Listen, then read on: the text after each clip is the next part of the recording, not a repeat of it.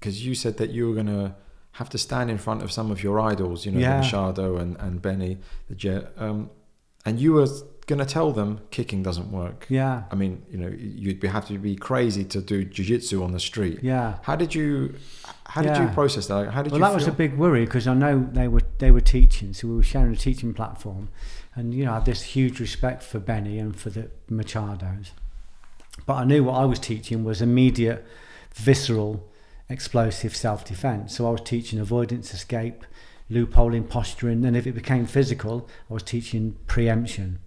And I was saying that kicking makes you very vulnerable in that environment, and grappling in that environment is deadly, because you're never fighting one person. You always presume you're fighting more than one, and you always presume they're armed, because most of the time they are. And you'd lost friends in similar situations, didn't you? Yeah, I'd lost friends who'd gone to the ground and got stabbed, got stamped on, and just they'd go to the ground, and then just someone passing by would just hoof them in the head, kick their teeth out. So we knew in that environment, it wasn't a match fight environment. We knew we never went to the ground. If you went to the ground, there was a fair chance you might die. Not because it's not a great art, because I spent a lot of time in the grappling arts myself. So I was worried that I was going to go over and I was going to teach my stuff, and it was contradicting what a lot of other people were saying. You were going to offend. I was worried that I would offend them, but obviously, as it turned out, they were much bigger than that.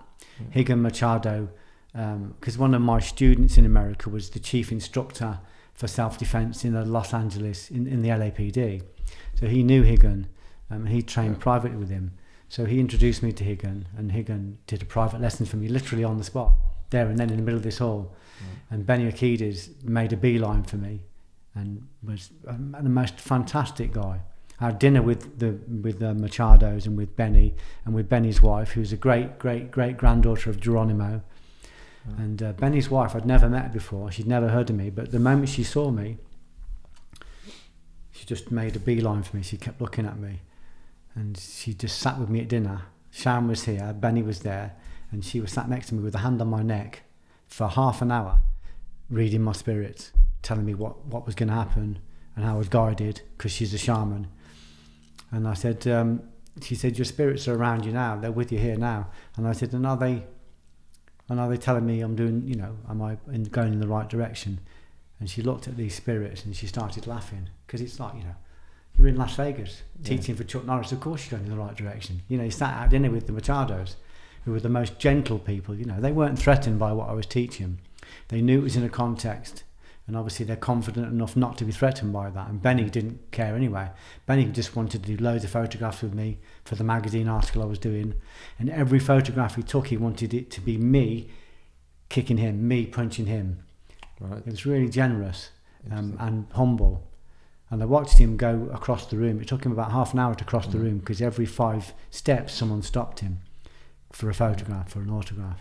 Well, I think in my opinion, they must have resonated with the truth. Yeah. And as you said in the same chapter, you could be anywhere in the world. One of the Machado students, who was a Green Beret, came over to me and just said, what you're doing.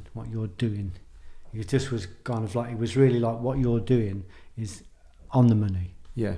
It's right on the money. That's what I felt when I first got introduced to you. And I think, and that's what you said, that you could be anywhere in the world, and if you're telling the truth, you own the room. Yeah. And if you haven't got the truth, leave, find the truth, and then come back. Yeah, you shouldn't enter the room without the truth. If you enter the room without the truth, you'll soon find out, because you'll be spat out, especially with discerning people. And then in America, it was like the big thing in America was to be invited to teach for Chuck Norris. It was an invite-only thing.